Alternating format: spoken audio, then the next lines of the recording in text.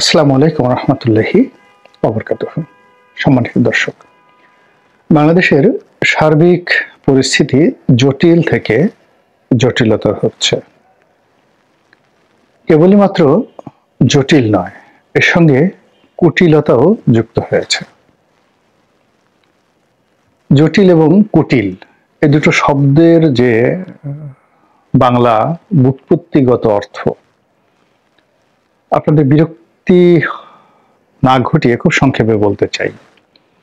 যেমন ধরুন, পরিবেশ পরিস্থিতি অনুযায়ী যে ঘটনাগুলো ঘটে স্থানকাল পাত্র ভেদে, এবং যেগুলো আপনার সাধ্যের বাইরে চলে যায়, সহজ সরল নয়, সেগুলোকে জটিল বলে। আর কুটিল হলো যে এরকম ঘটনা ঘটানো হয়েছে, চক্রান্ত করে এই ঘটনা ঘটানো হয়েছে। তো কাজেই বাংলাদেশে এখন যা কিছু ঘটছে সেটি হলো শেখ হাসিনা বাংলাদেশের ক্ষমতা থেকে চ্যুত হওয়ার পর এবং 15 বছরে আওয়ামী লীগের দুঃশাসনের ফলে অর্থনৈতিক খাতে, সামাজিক খাতে, পারিবারিক খাতে, ব্যাংক, বিমা, ব্যবসা বাণিজ্য, তারপর শিল্প সাহিত্য, এরপর আমলাতন্ত্র, কূটনীতি, সকল ব্যাপারে জটিলতা তৈরি হয়েছে। শূন্যতার কারণে জটিলতা তৈরি হয়েছে, অভাবের কারণে জটিলতা তৈরি হয়েছে, অযোগ্যতার কারণে জটিলতার তৈরি হয়েছে, এবং এই জটিলতা ডে বাই ডে বেড়ে যাচ্ছে। এইগুলো একটা পার্ট। দ্বিতীয় যে পার্ট, সেটি হলো এই যে জটিলতাগুলো আছে এটিকে আরো জটিল করার জন্য, একটির সঙ্গে অন্যটির সংমিশ্রণ ঘটিয়ে বড় কোনো দুর্ঘটনা ঘটানোর জন্য পর্দার আড়ালে থেকে বিভিন্ন পক্ষ এখানে কলকাঠি নাড়ছে, অর্থাৎ কুটিলতা করছে, চক্রান্ত করছে। এর ফলে কি হলো, খুব ছোট ছোট ঘটনা এত বিশাল এবং ব্যাপক আকারে আমাদের এই সমাজে প্রভাব বিস্তার করছে। মানুষের যে দৈনন্দিন কাজ করার যে স্পৃহা, এটি নষ্ট হয়ে যাচ্ছে। মানুষের বেঁচে থাকার জন্য যেটি সবচেয়ে বেশি দরকার সেটি হলো তার স্বপ্ন দেখার ক্ষমতা, ড্রিমিং পাওয়ার। সেই স্বপ্ন দেখার ক্ষমতা এখন নাই বললেই চলে। আগামীকাল নিয়ে কোনো ভালো স্বপ্ন দেখার মতো অবস্থা এখন এই বাংলাদেশে কোনো চিন্তক, কোনো ভাবক, কোনো বিজ্ঞানীর, অর্থাৎ আমাদের সাধারণ মানুষটা, আমাদের দেশে যে সকল মহামানব রয়েছে তাদের কারোর মধ্যে এখন নেই। এরপর যেটি হলো সেটি হচ্ছে যে আমাদের জীবনকে চালিয়ে নেওয়ার জন্য যে সকল চালিকা শক্তি রয়েছে,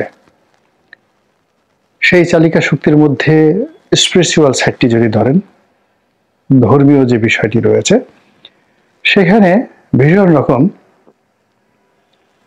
বিভক্তি, মারামারি, কাটাকাটি, অর্থাৎ হিন্দু বলেন, বৌদ্ধ বলেন, খ্রিস্টান বলেন, মুসলমান বলেন বা ইসলাম ধর্মাবলম্বী বলেন, সকলের মধ্যে গ্রুপ, উপগ্রুপ, দলাদলি, দেশি বিদেশি চক্রান্ত এবং একে অপরের সঙ্গে প্রতিযোগিতা, এবং এক পক্ষকে অপর পক্ষ বিভিন্ন রাজনৈতিক ট্যাগ দিয়ে তাদেরকে ময়দান থেকে তাড়ানোর জন্য যে চেষ্টা চলছে, ফলে আমাদের যে ধর্মীয় সেক্টর, যা মানুষের মনে শান্তি দেয়, মানুষকে শান্ত রাখতে সাহায্য করে, ঐক্যবদ্ধ রাখতে সাহায্য করে, সেটা মন্দির থেকে হোক, গির্জা থেকে হোক, প্যাগোডা থেকে হোক, কিংবা মসজিদ থেকে হোক, সব জায়গাতেই মারামারি, কাটাকাটি, হানাহানি। ও লোক আওয়ামী লীগের ছিল, ও বিএনপির, ও জামাতের, ও হেফাজতের। আবার হেফাজতের যদি হয়ে থাকে, ও এই আওয়ামী গ্রুপের হেফাজতি, ও বিএনপি গ্রুপের হেফাজতি। এরপর যেটি অরাজনৈতিক সংগঠনের হিসেবে সবচেয়ে বড় ছিল সেটা হলো তাবলিগ। সেই তাবলিগের মধ্যেও দুটো রাজনৈতিক দল এখানে এমনভাবে ঢুকে গিয়েছে, তার সঙ্গে যুক্ত হয়েছে প্রো বাংলাদেশি, প্রো ইন্ডিয়ান, অর্থাৎ এক পক্ষ ভারতপন্থী, আর এক পক্ষ বাংলাদেশপন্থী, এক পক্ষ আওয়ামী লীগপন্থী। এরকম একটা পরিবেশ পরিস্থিতি সৃষ্টি হয়ে গেছে রাজনীতিতে। ফলে যখন এরকম একটা অবস্থা তৈরি হয়, তখন সমাজে যারা ভদ্রলোক, আপনি মঈন খানকে কোথাও খুঁজে পাবেন না। এখানে মির্জা ফখরুল সাহেবের মূল্য ক্রমশ কমে যাচ্ছে। সালাউদ্দিন সাহেবের মতো মানুষের যে গুরুত্ব বিএনপির কমে যাচ্ছে। আবার আওয়ামী লীগের যে সমস্ত ভালো ভালো মানুষ, সাবের হোসেন চৌধুরীর কোনো খোঁজ খবর নেই, নিখোঁজ, লাপাত্তা। আওয়ামী লীগের অন্ততপক্ষে এই সমাজে এই মুহূর্তে আওয়ামী লীগের রাজনীতির হাল ধরতে পারে 100 লোক আছেন, যাদের বিরুদ্ধে কোনো রকম দুর্নীতির অভিযোগ নেই, যাদের বিরুদ্ধে কোনো জনরোষ নেই, কিচ্ছু নেই। এবং এখনো পর্যন্ত বাংলাদেশের রাজনীতির অঙ্গনে সৎ মানুষের যদি তালিকা করা হয়, সেই তালিকার মধ্যে সবচেয়ে বেশি সংখ্যক মানুষ এই আওয়ামী লীগের মধ্যে এখনো আছে, এবং তারা সবাই এমপি। আমি অন্ততপক্ষে 20 থেকে 25 জন লোকের নাম বলবো। আচ্ছা, আপনি ধরুন মহান মুক্তিযুদ্ধের সেই বিশাল ব্যক্তিত্ব মেজর রফিক, যিনি স্বরাষ্ট্রমন্ত্রী ছিলেন, তিনি কোথায়? তাকে কেন সামনে আনা হচ্ছে না? তাকে তো আমরা দেখছি না। ওই যে উত্তরবঙ্গের শহীদুজ্জামান সরকার ছিলেন মন্ত্রী, তিনি যদি এখন আওয়ামী লীগের পক্ষে কথা বলেন এই শহরে, সমস্যাটা কি বলেন? কিংবা ধরুন আমাদের সেই যে জয়া সেনগুপ্ত, সুরেন্দ্র সেনগুপ্তের স্ত্রী জয়া সেনগুপ্তা, তিনি যদি কথা বলেন, সমস্যা কি? আব্দুস সামাদ আজাদ সাহেবের ছেলে মাহমুদুস সামাদ, উনি যদি কথা বলেন, সমস্যা কোথায়? এরা তো কখনো কোনো দুর্নীতি করেননি। আপনি হবিগঞ্জের আব্দুল মজিদ সাহেব ছিলেন, সাবেক সংসদ সদস্য, তিনি যদি কথা বলেন, সমস্যা কোথায়? এই যে ঢাকার কাছাকাছি মুরাজ্জম, সাভারের মুরাজ্জম, তরুণদের মধ্যে তরুণ নেতা মুরাজ্জম, আচ্ছা বলেন তো, মুরাজ্জম যদি কথা বলেন, সমস্যা কোথায়? Where is the problem? কি তারা কি করেছেন এই মানে এই সমাজে? এরকম অন্তত পক্ষে আমি 100 লোকের নাম বলতে পারবো, যারা সমাজে যদি এইভাবে ঘোরাফেরা করেন এই সমাজে, তাহলে বিএনপি রাজনীতি যে আছে সেটার মূল্যায়ন হবে, জামাতের রাজনীতি গুরুত্ব পাবে। কিন্তু এখন এই তেলাপোকা, পিঁপড়া, বনের দাতাল সুর, এই শব্দগুলো কবিতার ভাষায় যেভাবে রাজনীতিতে চলে এসেছে, যদি যোগ্য লোক না থাকেন, বিএনপির মধ্যে থেকে যদি আপনার যারা জ্ঞানী গুণী সম্ভ্রান্ত সেই লোকগুলো যদি সামনে এগিয়ে না আসেন, জামাতের মধ্যে যারা শিক্ষিত সম্ভ্রান্ত লোকজন যদি তারা এগিয়ে না আসেন, তাহলে বারবার কি হবে? ওই যে জামাতের নাসিরের নাম আসবে। তো নাসির তো জামাতের মূল ফ্যাক্টর না। কেন ডক্টর মাসুদের নাম এগিয়ে আসছে না? হামিদুর রহমান আজাদকে কেন দেখা যাচ্ছে না জামাতের? কিংবা এটিএম আজহার কেন, মানে যেখানে সুইডেন আসলাম বের হয়ে গেলেন, সেখানে এটিএম আজহার সাহেব কেন এখনো বের হতে পারলেন না? এই জিনিসগুলো আলোচনা করতে হবে। এর ফলে কি হচ্ছে, আমাদের যে রাজনীতির যে সংকট, সেই সংকটগুলো মানে ডে বাই ডে বেড়ে যাচ্ছে। অর্থনীতি, রাজনীতি। এবার আপনি চিন্তা করুন সংস্কৃতি নিয়ে।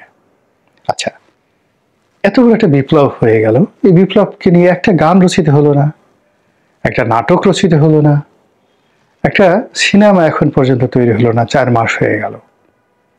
আপনি দেখেন মহান মুক্তিযুদ্ধের আগে পরে কত গান, কত স্লোগান।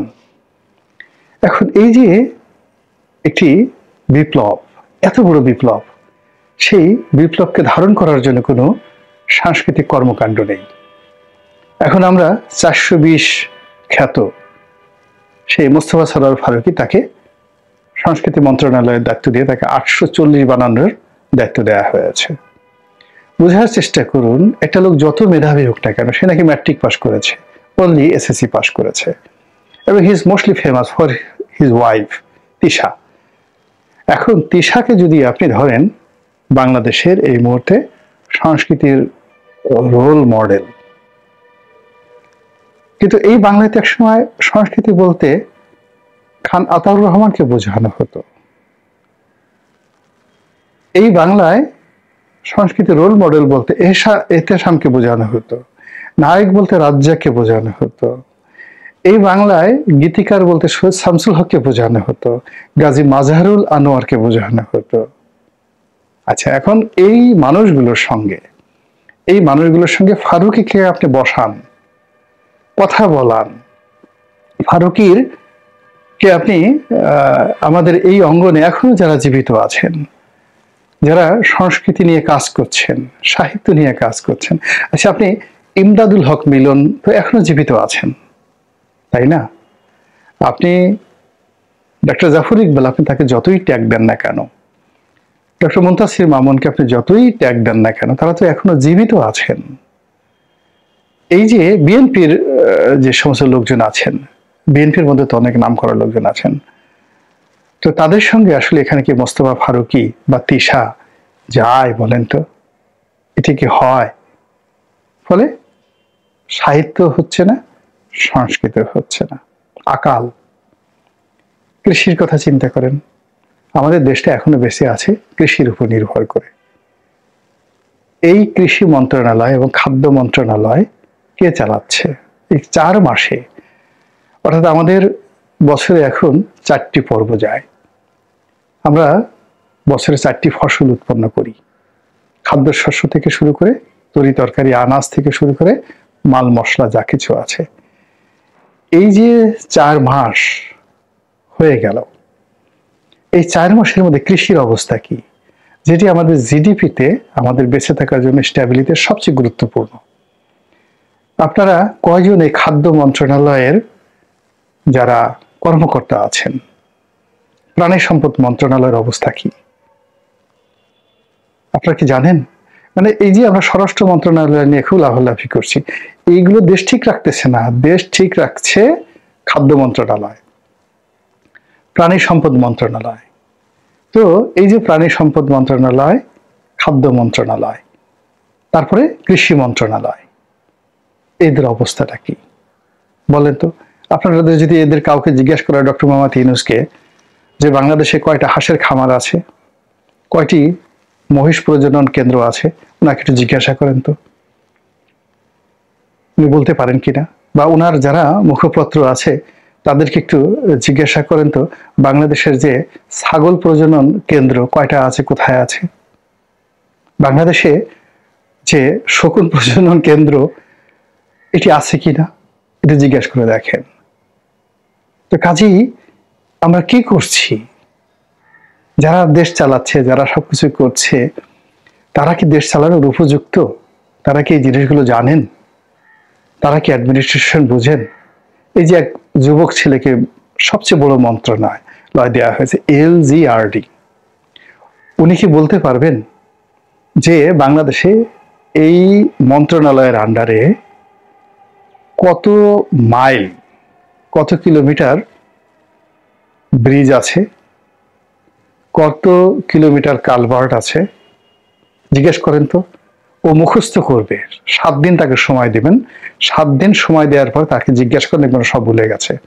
কত কিলোমিটার গ্রামীণ রাস্তা আছে, কত কিলোমিটার ইন্টারকানেক্টিং সড়ক রয়েছে।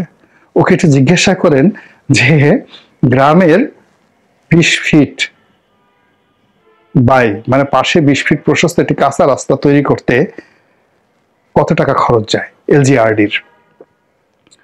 পাকা রাস্তা করতে কত টাকা খরচ যায়?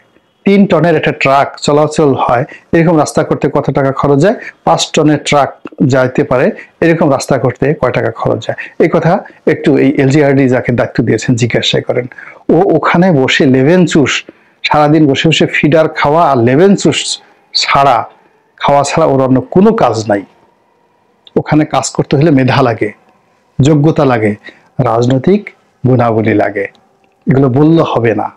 তথ্য মন্ত্রণালয় দেয়া হয়েছে এক যুবককে, যেখানে যাকে বলা হয় চতুর্থ রাষ্ট্রের চতুর্থ স্তম্ভ, সংবাদপত্র, যারা প্রথম আলোর মতিউর রহমানকে চালাবেন যে মন্ত্রণালয়, ডেইলি স্টারকে চালাবেন যে মন্ত্রণালয়, এই আমাদের মতো লোককে প্রমোট করবেন, ওই যুবক কোনোদিন কোনো পত্রিকাতে 2 কলম লিখেছেন? ও কি বাংলা ভাষা সাহিত্য, তদ্ভব, তৎসম শব্দ সম্পর্কে জানেন? সে কি জানেন যে বাংলা ভাষার সঙ্গে ফার্সি ভাষার কি সম্পর্ক? ও কি জানেন যে ফার্সি বাংলাদেশে কিভাবে এলো? ফার্সির সাথে সংস্কৃতির মিলটা কি? ইংরেজি কিভাবে এখানে ঢুকে গেল? সে কি করে তথ্য মন্ত্রণালয় চালাবে?